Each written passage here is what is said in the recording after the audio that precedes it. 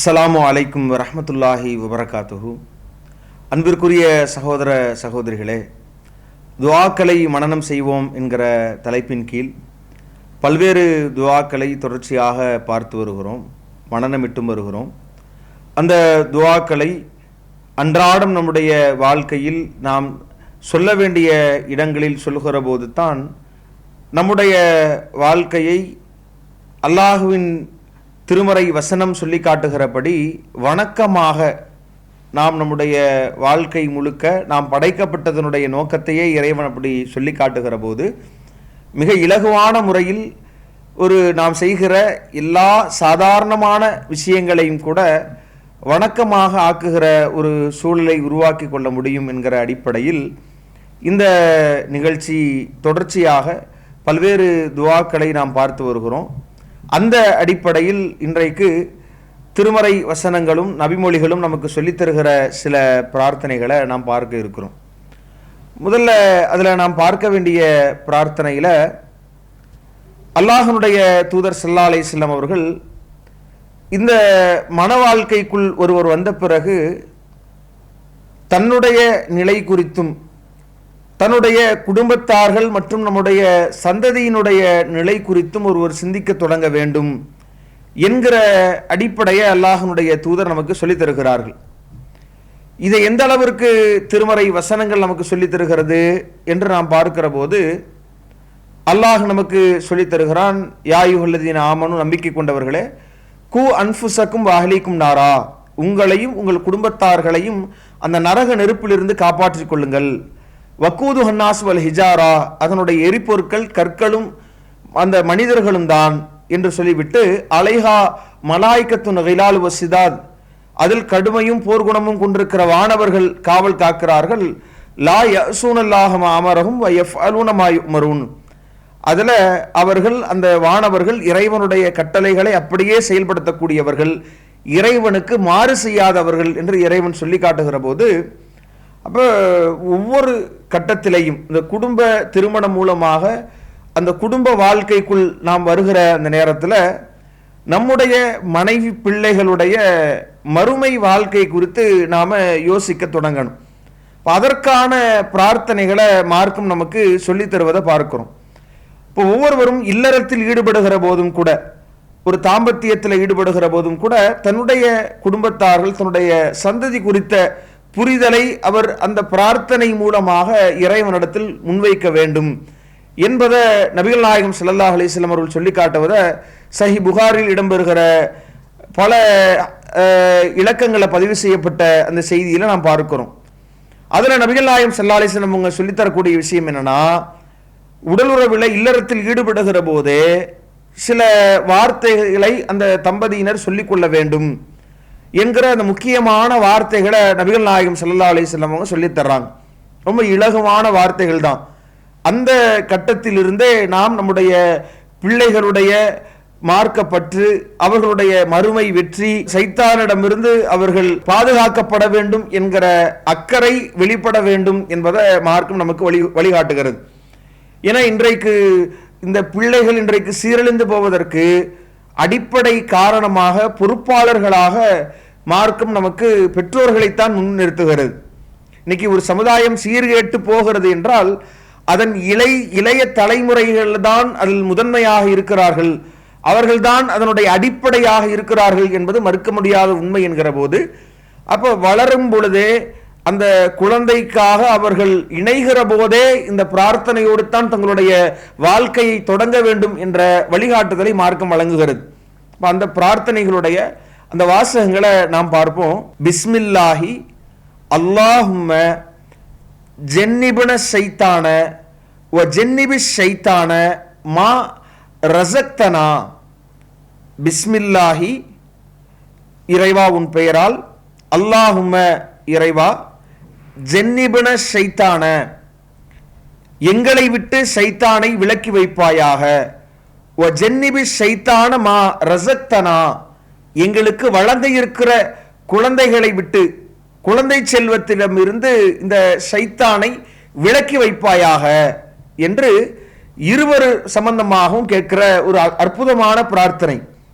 ஏன்னா இந்த ஷைத்தான் தான் ஒரு மனிதனுடைய வாழ்க்கையில் அவனுக்கு பகிரங்க எதிரியாக இருந்து கொண்டு அவனுடைய இரத்த நாளங்களில் எல்லாம் ஓடி தீமையான விஷயங்களை அலங்கரித்து நன்மையாக பாவித்து அவனை நரகத்திற்கு அழைத்து செல்லக்கூடிய பகிரங்க எதிரியாக இருக்கிறான் என்கிற போது நமக்கான முதல்ல எங்களை விட்டும் சைத்தான நீ விலக்கி வை என்கிற பிரார்த்தனையோடு எங்களுடைய சந்ததிகளை விட்டும் உருவாக இருக்கிற குழந்தையை விட்டும் நீ சைத்தான விலக்கி வை என்று இறைவனிடத்தில் கோருகிற அற்புதமான பிரார்த்தனை.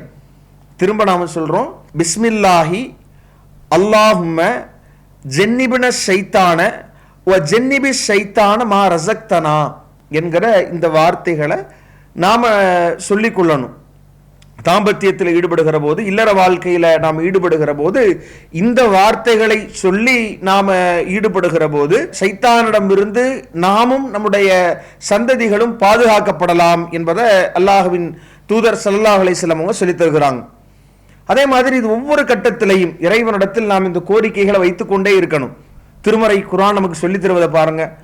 இன்னைக்கு தொடங்குகிற போதே இந்த சைத்தானிடமிருந்து பெறக்கூடிய அந்த பிரார்த்தனை இருக்குதுல்ல, அந்த நல்லொழுக்கம் உள்ள குழந்தையாக எங்களுக்கு உருவாக வேண்டும் என்கிற அந்த பிரார்த்தனைய குழந்தை இல்லாத நேரத்திலையும் இறைவனிடத்தில் குழந்தையை கையேந்துகிற நேரத்திலும் கூட நாம தூய குழந்தை, சாலிகான குழந்தை, நல்லொழுக்கம் உள்ள குழந்தை வேண்டும் என்கிற கோரிக்கையை முன்வைக்க வேண்டும் என்று திருமறை குர்ஆன் நமக்கு பாடம் நடத்துகிறது. குர்ஆனுடைய வசனங்களை பாருங்க. நபி இப்ராஹிம் அலைஹிஸ்ஸலாம் அவர்கள் செய்த பிரார்த்தனையை அல்லாஹ் சொல்லி காட்டுகிற போதும் கூட அப்ப குழந்தை வேண்டி பிரார்த்தனை செய்யக்கூடியவங்க இந்த பிரார்த்தனைகளை சொல்லணும்.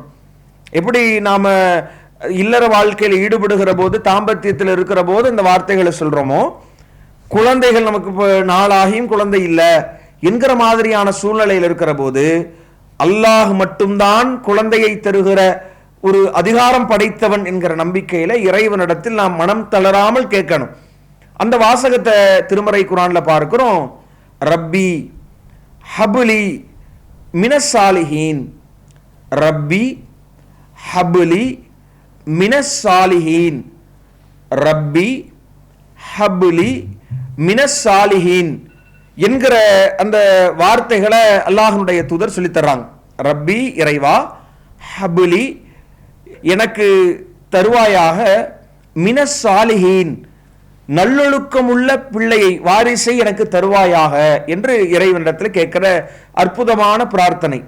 ரப்பி ஹபுலி மினஸ்ஸாலிஹீன் என்கிற பிரார்த்தனையை அல்லாஹ்வின் தூதர் ஸல்லல்லாஹு அலைஹி வஸல்லம் அவங்க சொல்லித் தருகிற பிரார்த்தனைகளை மாதிரி இது இப்ராஹிம் நபி அவர்கள் அல்லாஹ்விடத்தில் கேட்ட பிரார்த்தனையை திருமறை குர்ஆன் நமக்கு சொல்லி காட்டுகிறது. அப்போ அதே மாதிரி பல்வேறு நபிமார்கள் செய்த பிரார்த்தனையை இறைவன் சொல்லி காட்டுகிறான். நபி ஜக்கரியா அலைஹிஸ்ஸலாம் அவங்க குழந்தை வேண்டி செய்த பிரார்த்தனையை பார்க்கலாம். ரப்பி ஹபுலி மில்லதுன்க துர்ரியத்தன், ரப்பி ஹபுலி மில்லதுன்க துர்ரியத்தன் தையிபத்தன், ரப்பி ஹபுலி மில்லதுன்க துர்ரியத்தன் தையிபத்தன் அப்படின்ற ஒரு பிரார்த்தனை. இறைவா, உன்னிடமிருந்து எனக்கு ஒரு தூய குழந்தையை தருவாயாக என்கிற வார்த்தையை சொல்லி பிரார்த்தனை கேட்டிருக்கிறார்கள் என்பதை பார்க்கிறோம். அப்ப இப்படியான பிரார்த்தனைகளை, குழந்தைகளை கேட்கிற போதே தூய குழந்தை வேண்டும், எனக்கு சாலிகான குழந்தை வேண்டும், நல்லொழுக்கம் உள்ள குழந்தை வேண்டும் என்கிற கோரிக்கைகளையும் இறைவனிடத்தில் முன்வைக்க வேண்டும் என்பதை அல்லாஹ்வுடைய திருமறை வசனங்களும் நமக்கு சொல்லித் தருவதை பார்க்கிறோம். அதே மாதிரி நாம் அந்த குழந்தைக்கான அந்த பிரார்த்தனைகளை நாம் செய்கிற போது இந்த குடும்பமே ஒரு நல்ல குடும்ப அமைப்பாக உருவாக வேண்டும் என்கிற மனநிலை இருக்கணும். நாமளும் நற்பெயர் எடுக்கணும். எந்த மாதிரியான பிரார்த்தனை அதற்கேற்ற மாதிரி அல்லாஹ் சொல்லி தருகிறான் என்று பார்க்கிற போது மிக இலகுவான வார்த்தைகள்ல நாம நற்பெயர் எடுப்பதற்காக சில வார்த்தைகளை அல்லாஹ் சொல்லி தருகிறான். வஜ்அல்லி லிசான சிதிக்கின் ஃபில் ஆகிரீன, வஜ்அல்லி லிசான சிதிக்கின் ஃபில் ஆகிரீன, வஜ்அல்லி லிசான சிதிக்கின் ஃபில் ஆகிரீன, வஜ்அல்லி லிசான சிதிக்கின் ஃபில் ஆகிரீன. இதுக்கு என்ன பொருள் அப்படின்னா, பின்வருகிற அந்த மக்களிடத்தில் எனக்கு நற்பெயரை ஏற்படுத்துவாயாக. வஜ்அல்னி மின் வரிசத்தி ஜன்னத்தின் நஈம் வஜ்அல்னி மின் வரிசத்தி ஜன்னத்தின் நஈம், வஜ்அல்னி மின் வரிசத்தி ஜன்னத்தின் நஈம் என்கிற வார்த்தையும் அல்லாஹ்வுடைய திருமறை வசனம் நமக்கு சொல்லி காட்டுகிறது. இதற்கு என்ன அர்த்தம்? சொர்க்கத்தின் வாரிசுகள்ல என்னை ஆக்குவாயாக. ரொம்ப அற்புதமான பிரார்த்தனை. சொர்க்கத்தின் வாரிசுகளில் என்னையும் ஆக்குவாயாக. அப்ப இலகுவான வார்த்தை திரும்ப ஒரு முறை சொல்லுவோம்.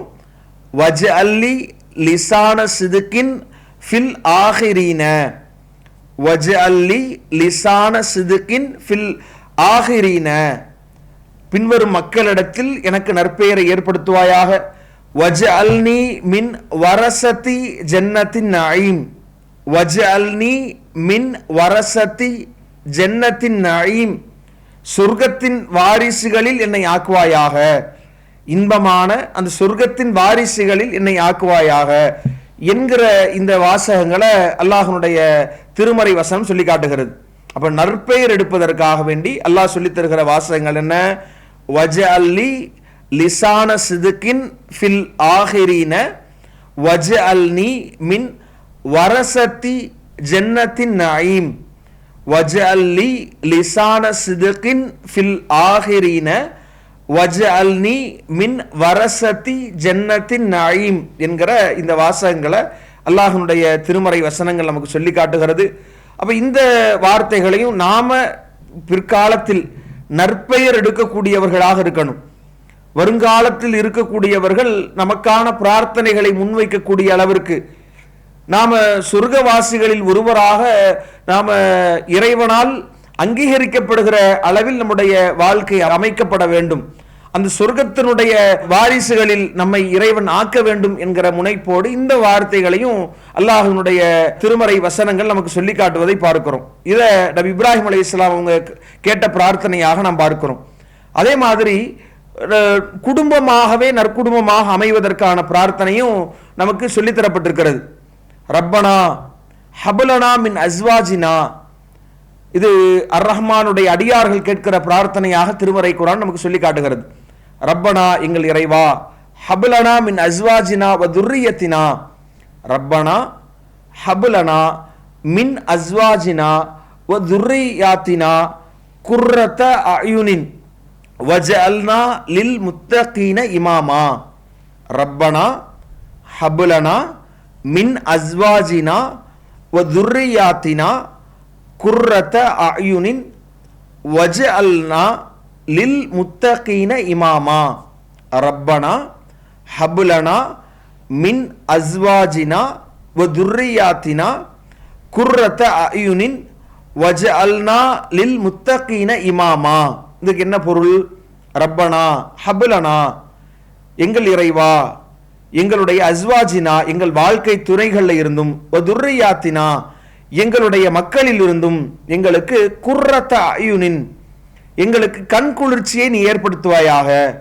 வஜஅல்னா லில் முத்தகீன இமாமா எங்களை அஞ்சுபவர்களுக்கு முன்னோடிகளாக ஆக்குவாயாக. எப்படி நாம நற்பெயர் எடுக்கணும்னு பிரார்த்தனை கேட்டோமோ, நம்முடைய குடும்பத்தார்களே நற்பெயர்களுக்கு உரியவர்களாக இருக்க வேண்டும் என்கிற பிரார்த்தனையும் இந்த திருமறை வசனத்தின் மூலமாக நாம் அறிந்திருக்கிறோம். அப்ப இந்த பிரார்த்தனைகளை நீங்க பாருங்களேன், இல்லறத்தில் இருந்து தொடங்கி நம்முடைய குழந்தை சாலிகான பிள்ளையாக வளர வேண்டும் என்கிற நிலையிலிருந்து நாம சொர்க்கத்தினுடைய வாரிசுகள் ஒருவராக ஆக வேண்டும் என்பதிலிருந்து நாம் ஒட்டுமொத்த குடும்பமுமே முத்தகீன்களுக்கு, இறையச்சவாதிகளுக்கு முன்மாதிரிகளாக உருவாக வேண்டும். நமக்கு நம்முடைய பிள்ளைகளில் இருந்தும் நம்முடைய துணைவியர்களில் இருந்தும் கண்குளிர்ச்சி ஏற்பட வேண்டும் என்கிற வார்த்தை அமைப்பில் இந்த திருமறை வசனங்களும் நபிமொழிகளும் நமக்கான வழிகாட்டுதலை வழங்கியிருக்கிறது. இந்த வாசகங்களை நாம் மனனமிட்டு சொல்லி இதை அனுதினமும் ஓதி இறைவன் சொல்லக்கூடிய அழகிய இஸ்லாமிய குடும்பமாக நம்முடைய குடும்பத்தை உருவாக்கி குடும்பத்தோடு ஸ்வர்க்கம் செல்கிற வாய்ப்பை வல்ல ரஹ்மான் நமக்கு வழங்குவானாக என்று கூறி முடிக்கிறேன். வஆகிரு தஅவானா அல்ஹம்துலில்லாஹி ரப்பில் ஆலமீன். அஸ்ஸலாமு அலைக்கும் வரஹ்மத்துல்லாஹி வபரகாத்துஹு. அல்லாஹு அக்பர், அல்லாஹு அக்பர்.